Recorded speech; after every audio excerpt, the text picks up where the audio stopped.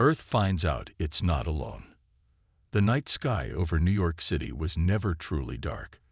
Lights from tall buildings, cars, and streets always lit up the sky. But on this night, something was different. Tom Wilson, a night guard at the Empire State Building, was the first to see it.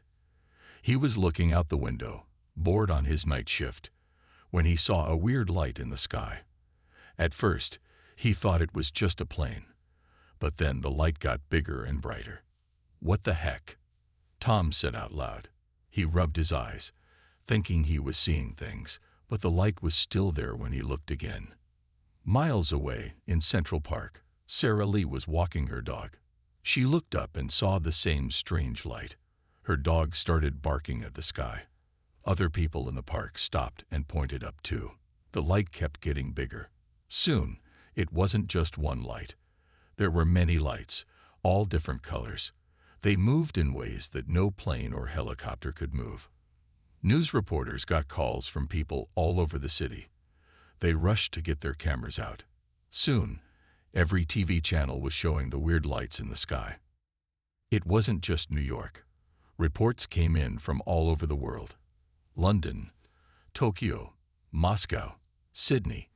Every major city had the same lights in their sky. World leaders didn't know what to do. They told people to stay calm, but they were scared too. No one knew what these lights were or where they came from. Then something even stranger happened. The lights started to come down from the sky. They got closer and closer to the ground. People could see now that they weren't just lights. They were huge ships, bigger than anything ever built on Earth. In New York, the biggest ship stopped right over Central Park. It was so big that it covered the whole park in shadow. People ran away screaming. Cars crashed as drivers looked up at the sky instead of the road. The ship was like nothing anyone had ever seen. It was shiny and smooth, with no windows or doors that anyone could see. It made a low humming sound that people could feel in their bones. For hours, the ship just sat there. No one came out. No messages were sent. The army sent jets to fly around it. But the pilots were scared to get too close. Then, after what seemed like forever, something happened. A bright light came from the bottom of the ship. It was so bright that people had to cover their eyes. When they could see again, there was something new in Central Park. It looked like a tall, shiny pole as high as a building. No one knew how it got there or what it was for. Brave police officers went to look at the pole. They tried to touch it, but there was some kind of force field around it. They couldn't get close. Just when everyone thought things couldn't get weirder, they did. The pole started to make noise. It sounded like it was trying to talk, but no one could understand the sounds. Scientists rushed to record the sounds. They hoped they could figure out what the message was, but it would take time to understand a completely new language. As night fell again, more ships appeared. They positioned themselves over other parts of the city. The same thing happened in cities all around the world. People were scared to go to sleep. What if the aliens did something while everyone was sleeping? Many stayed up all night, watching the ships and wondering what would happen next. The President of the United States went on TV. She tried to calm people down. "We don't know who these visitors are or what they want," she said, "but we are doing everything we can to find out. Please stay in your homes if you can. We will give you more information as soon as we have it." But people were too excited and scared to stay home. They went out into the streets, looking up at the ships. Some people thought the aliens were here to help Earth. Others were sure they came to destroy everything. As the sun came up the next day, Earth was a different place. Everyone knew now that humans were not alone in the universe, but no one knew if that was a good thing or a bad thing. The whole world waited to see what would happen next. Would the aliens finally show themselves? Would they talk to Earth's leaders? Or would something worse happen? One thing was for sure. Life on Earth would never be the same again. The aliens take people. A week had passed since the alien ships arrived. People were still scared, but they were getting used to seeing the huge ships in the sky. Life had to go on. People went to work, kids went to school, but everyone kept looking up. In New York, Maria Rodriguez was walking to the subway. She worked as a nurse and had the night shift. The streets were quieter than usual. Most people stayed home after dark now. Suddenly, Maria heard a weird sound. It was like a loud buzz mixed with a whistle. She looked up and saw something coming down from one of the ships. It looked like a robot, but not like any robot she had ever seen. The robot thing landed on the street near Maria. It was tall, shiny, and had long arms with weird-looking hands. Maria tried to run, but she couldn't move. The robot shot out a beam of light that covered her whole body. In a flash, Maria was gone. The robot flew back up to the ship with her. All over the city, the same thing was happening. Robot things came down and took people. Young, old, men, women. It didn't seem to matter who they took. In Central Park, a family was having a picnic. They thought they would be safe in the open space, but 3 robots landed near them. The parents tried to protect their kids, but it was no use. The whole family disappeared in the bright light. The police tried to stop the robots. They shot at them, but the bullets just bounced off. Nothing seemed to hurt these alien machines. People started to panic. They ran into buildings, trying to hide. But the robots could go anywhere. They went into houses, stores, and offices. No place was safe. On TV, reporters tried to cover what was happening. But many of them got taken too, right in the middle of their reports. Viewers watched in horror as reporters vanished on live TV. The army finally came. They brought tanks and big guns. They shot at the ships, but nothing happened. The ships had some kind of shield. All the army's weapons were useless. Then, the aliens did something new. A loud noise came from all the ships at once. It was so loud that it broke windows and made car alarms go off.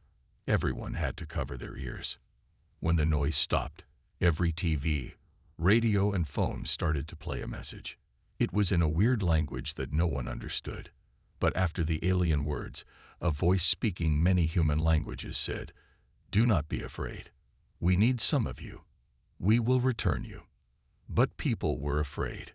They didn't believe the aliens would bring anyone back. Governments all over the world tried to fight back. They sent planes to attack the ships. But as soon as the planes got close, they stopped working.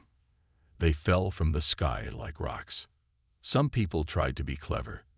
They went underground, into subways and basements. But the robots could find them even there. It seemed like nothing could stop them. As the day went on, more and more people disappeared. Streets that were full of scared people in the morning were empty by night. In a small house in the suburbs, the Taylor family huddled together. Mom, Dad, and their 2 kids held each other tight. They had seen their neighbors get taken. They knew they might be next. "Why are they doing this?" asked Sally, the younger kid. "I don't know, honey," said her mom. "But we'll stick together, no matter what." Just then, they heard the sound. The robot was coming. Dad tried to fight it. He swung a baseball bat at the robot, but his bat went right through it, like it was made of air. In a flash of light, Dad was gone. Mom screamed and held the kids tight. But it didn't help. One by one, they all vanished. The house was empty. The whole street was empty. It was the same all over the world. By the next morning, half the people on Earth were gone. The aliens had taken millions of people from every country. Those left behind were angry and scared. They wanted answers. They wanted their people back. World leaders met to talk about what to do, but they had no ideas. How could they fight an enemy so powerful? Just when things seemed hopeless, something unexpected happened. In a small town, a man appeared out of nowhere. He looked confused and scared. He said he had been on the alien ship. He was the first person to come back, and he had a story to tell. Humans learned the ugly truth. The man who came back was named John Carter. He looked tired and scared.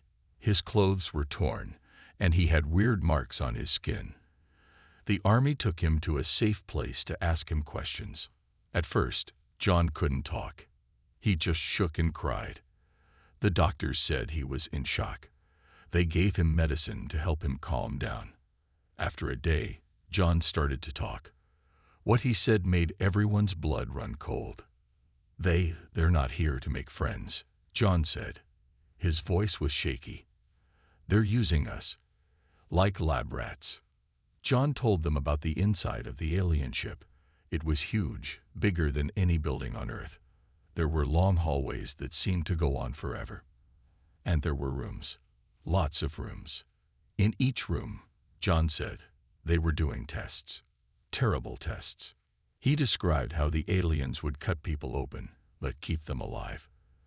They would inject weird liquids into people's bodies. Sometimes, they would hook people's brains up to strange machines. They were studying us, John said, like we study animals. They didn't care if it hurt us. The people listening to John were horrified. Some had to leave the room because they felt sick. John said the aliens looked strange. They were tall and skinny, with big heads and huge black eyes. They had 4 arms and moved very fast. They can read minds, John said. They knew what we were thinking, and they could make us see things that weren't there. John explained how he escaped. He said the aliens made a mistake.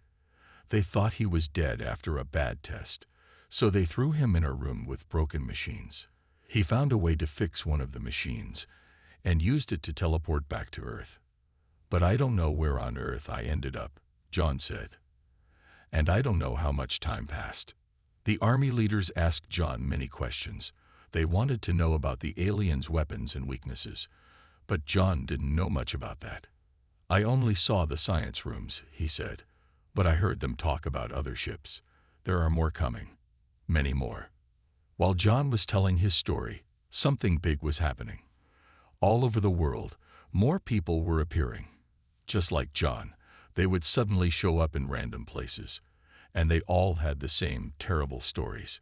In China, a woman appeared in the middle of a busy street. In Brazil, a man showed up on a beach. In Egypt, a child was found in an old temple. They were all scared, hurt, and had weird marks on their bodies. As more people came back, doctors started to study them. They found strange things in their blood and weird metal things under their skin. It was proof that everything John said was true. The world leaders didn't know what to do.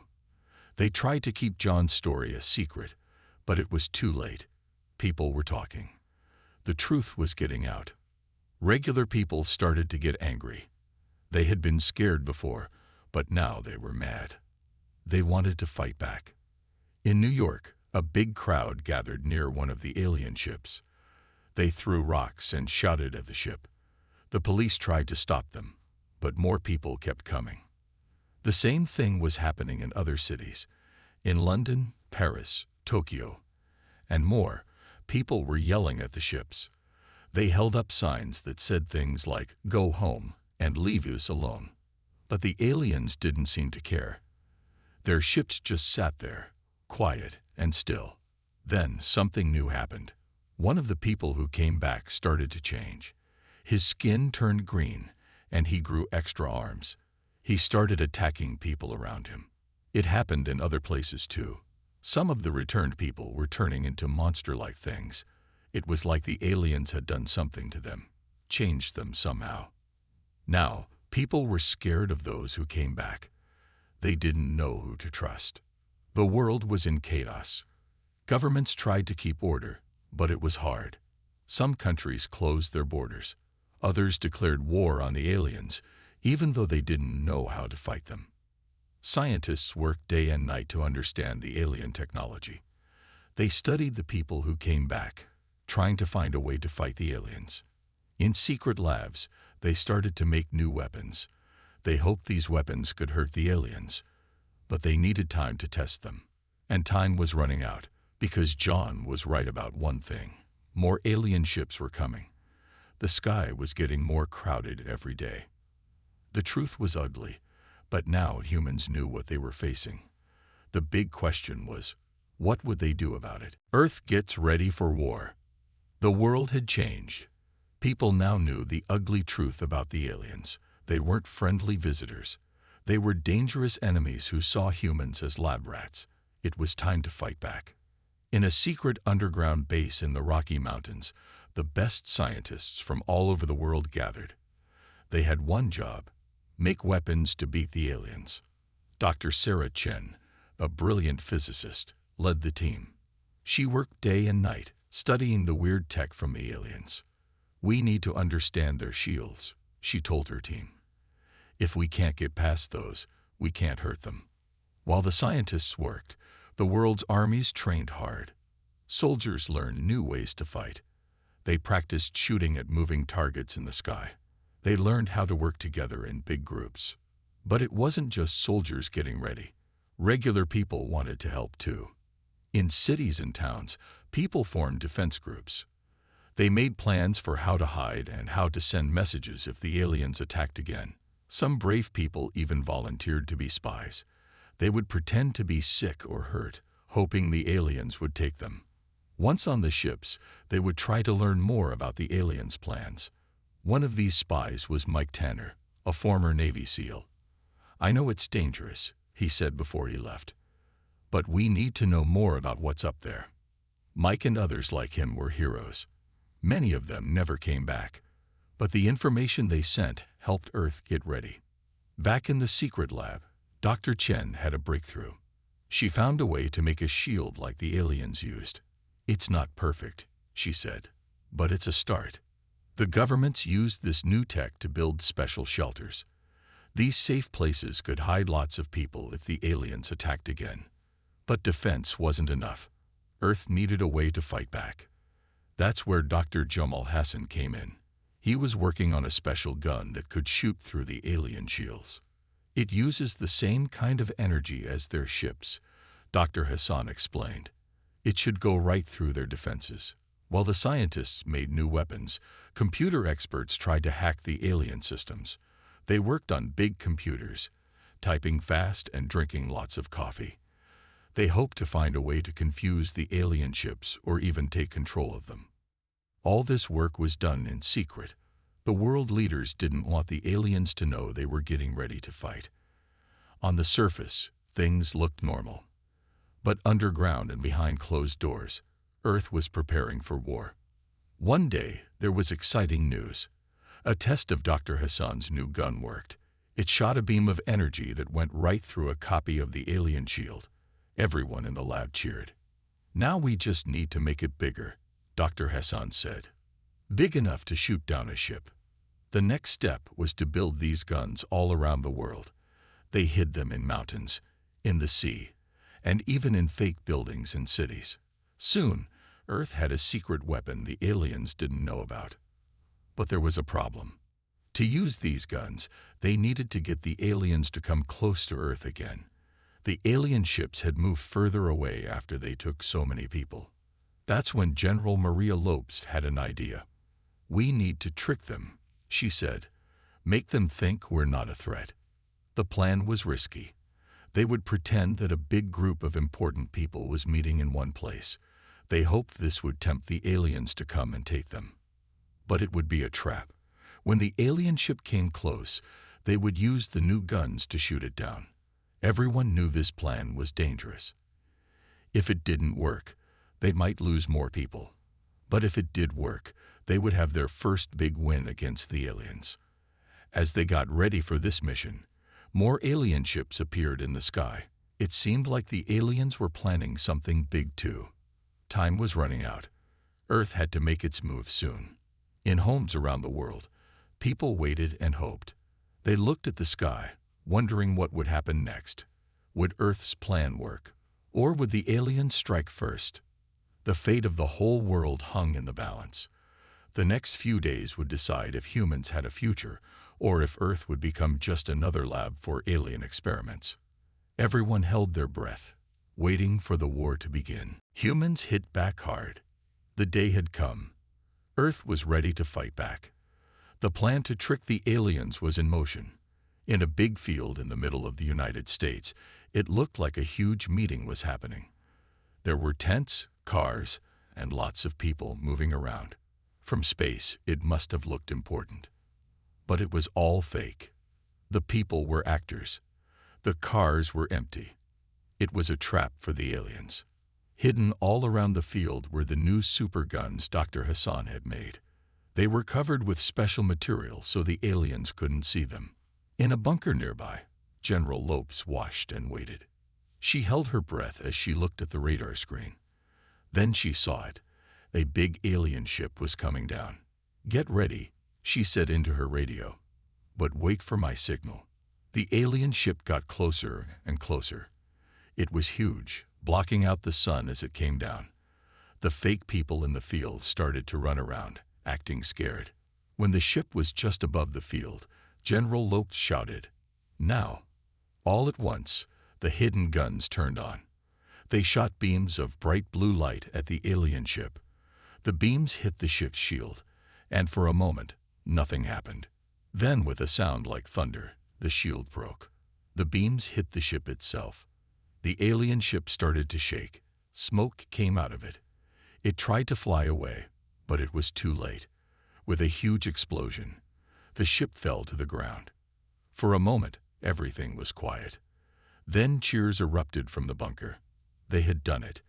They had brought down an alien ship. But the fight wasn't over.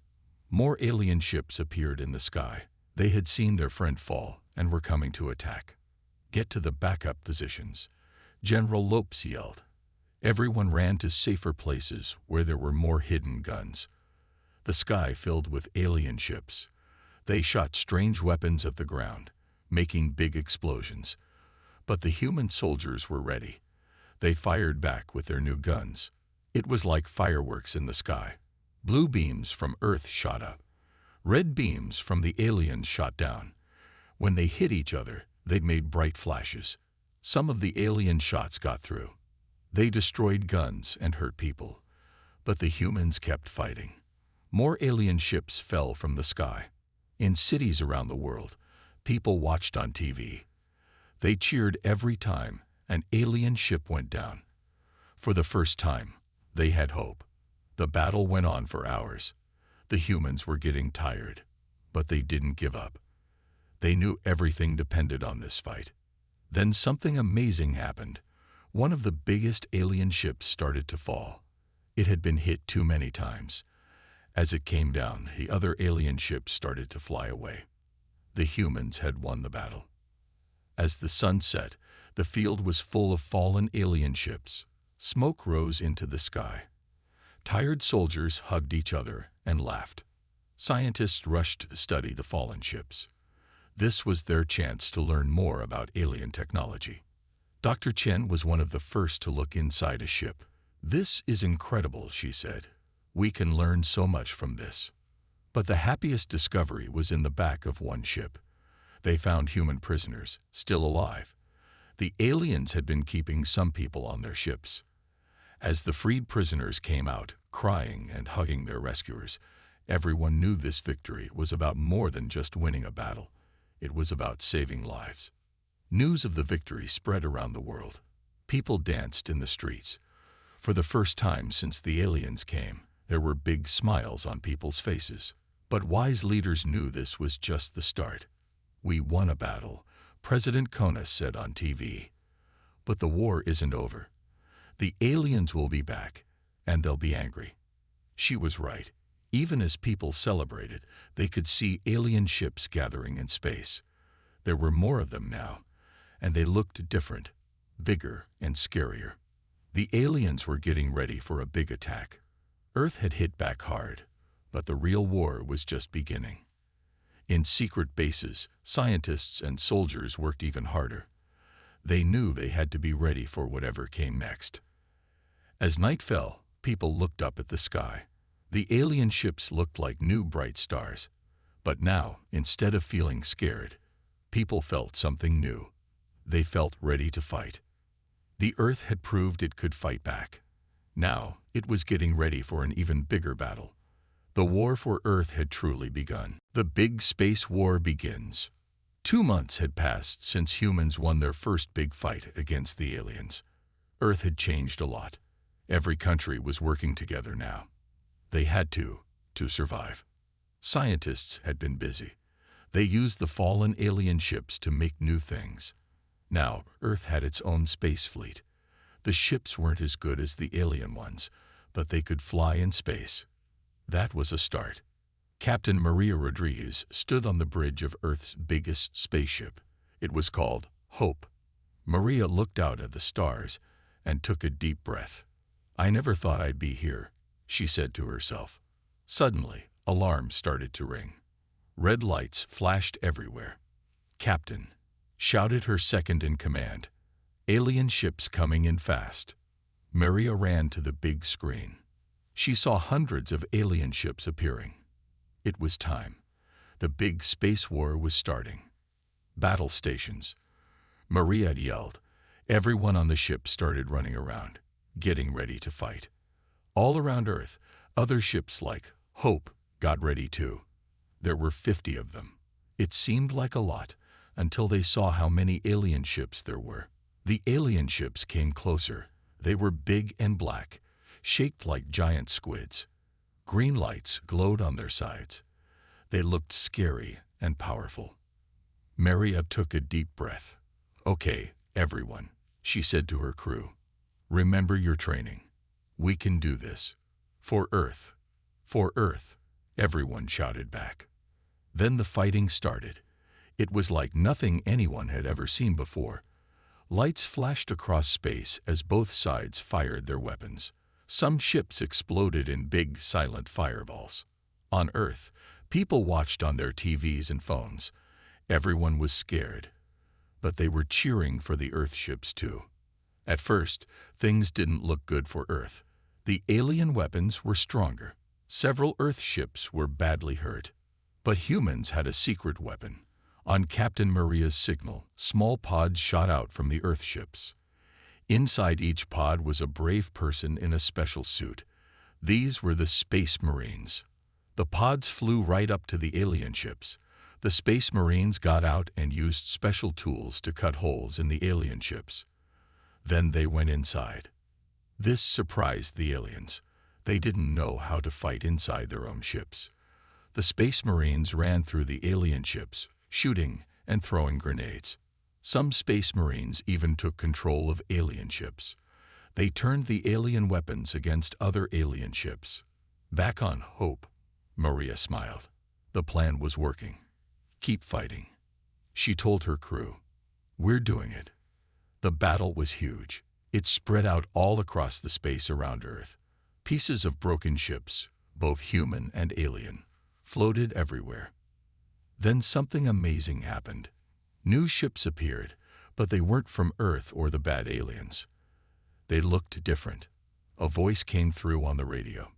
"People of Earth," it said, "we are the Galactic Alliance. We're here to help." Maria couldn't believe it. There were other aliens, and they were friendly. The new aliens had very strong ships. They started fighting the bad aliens. With their help, the tide of the battle turned. The bad aliens started to retreat. Their ships turned and flew away fast. Cheers erupted on all the Earth ships. But the cheer didn't last long. A huge ship, bigger than anything they'd seen before, appeared. It was the alien mothership. This ship was different. Earth's weapons couldn't hurt it. Even the friendly aliens seemed worried. "All ships, fall back," Maria ordered. Everyone retreated to regroup near Earth. As the Earth ships flew back, Maria looked at the alien mothership. It was coming towards Earth slowly. She knew the war wasn't over. It was just starting. Back on Earth, leaders met with the friendly aliens. They learned about the Galactic Alliance, a group of alien races who believed in peace. The bad aliens, called the Harvesters, had been causing trouble across the galaxy. "Earth is the first planet to fight back so well," said Zark, the leader of the friendly aliens. "That's why we came to help. Together, we can beat them." New plans were made. The friendly aliens shared their technology. Humans started to build better ships and weapons. But time was short. The alien mothership was getting closer every day. Everyone knew the next battle would be the biggest one yet. As the sun set, Maria stood on a hill, looking up at the sky. She could see the alien mothership, a dark spot blocking the stars. "We'll be ready for you," she said quietly. The whole Earth was getting ready. The biggest war in human history was just beginning. But now, Earth wasn't fighting alone. They had friends among the stars. The question was, would it be enough to save Earth? The last big fight. The day had come. The alien mothership hung in the sky, dark and scary. It was so big that people on Earth could see it without telescopes. Everyone knew this was it, the last big fight. Captain Maria Rodriguez stood on the bridge of Hope, Earth's biggest spaceship. But Hope looked tiny next to the giant ships of the Galactic Alliance. Zark, the alien leader, stood next to her. "Are you ready, Maria?" Zark asked. His big eyes looked worried. Maria nodded. "As ready as we'll ever be." Suddenly, the radio crackled. It was Dr. Chen from Earth. "Captain, we found something," she said excitedly. "The mothership has a weak spot. A small hole in its shields. If we can hit it there, we might be able to destroy it." Maria's heart raced. This was the chance they needed. But the hole was very small. It would be hard to hit. "All ships, listen up," Maria said into the radio. "We have one shot at this. Let's make it count." The Earth fleet and the Galactic Alliance ships moved forward. As they got closer to the mothership, smaller enemy ships flew out to meet them. The battle began. It was chaos. Laser beams and explosions filled the space around Earth. Ships from both sides were hit. Some exploded in bright flashes. On Earth, people watched on big screens in city squares. They held hands and prayed for their brave space fighters. Maria flew Hope towards the mothership. Other ships protected her, fighting off enemy attackers. But it was hard. The enemy ships were everywhere. Just when it seemed like they might make it, a huge explosion rocked Hope. The ship shook hard. "We're hit," shouted Maria's second-in-command. "Engines are damaged." Maria gritted her teeth. They were so close. She could see the mothership's weak spot on her screen. But Hope was moving too slowly now. Then, a voice came over the radio. It was Mike Tanner, the former Navy SEAL who had been a spy on the alien ships. "Captain, I'm in a small fighter. I can make it to the weak spot. Give me the shot." Maria hesitated. It was so dangerous. But they had no choice. "Do it, Mike," she said. "And good luck." Mike's little ship shot forward. Enemy ships chased him, shooting lasers, but he was too fast. He dodged and weaved between bigger ships. On Earth, everyone held their breath as they watched Mike's ship on the big screens. Mike flew straight at the mothership. Lasers from the big ship just missed him. He was almost there. Suddenly, his ship was hit. Smoke poured out as he spun in space, but somehow he steadied the ship. He was hurt, but still flying. Almost there, Mike grunted over the radio. His ship flew right at the weak spot. At the last second, Mike shot his weapons. Then his ship crashed into the mothership in a ball of fire. For a moment, nothing happened. Had it worked? Then, a small explosion appeared on the mothership. It grew bigger and bigger. Cracks of light spread across the huge ship. "All ships, fall back," Maria yelled. Everyone flew away as fast as they could. The mothership exploded in a flash, so bright it lit up the whole sky. Pieces of it flew everywhere. As the light faded, Maria looked at her screens. The enemy ships had stopped fighting. They looked lost without their mothership. Zark's voice came over the radio. "They're retreating. We've won." Cheers erupted on every ship and on Earth below. People hugged and cried with joy. The war was over. Earth was saved. In the days that followed, there was a big party around the whole world. People danced in the streets. The Galactic Alliance aliens joined in, amazed by human music and food. There was sadness, too, for all the brave people who had died in the war. Mike Tanner was called a hero. His family was given a special medal in his honor. Maria stood on a stage with world leaders and alien friends. She looked out at the happy crowd. "We did it," she said softly. "We saved our home." Zark put his hand on her shoulder. "You did more than that," he said. "You've joined the galaxy. There's so much more to explore now." As night fell, people looked up at the stars. But now, instead of fear, they felt excitement. The stars weren't scary anymore. They were full of new friends to meet and new places to see. Earth had faced its biggest challenge and won. Now, a whole new adventure was just beginning.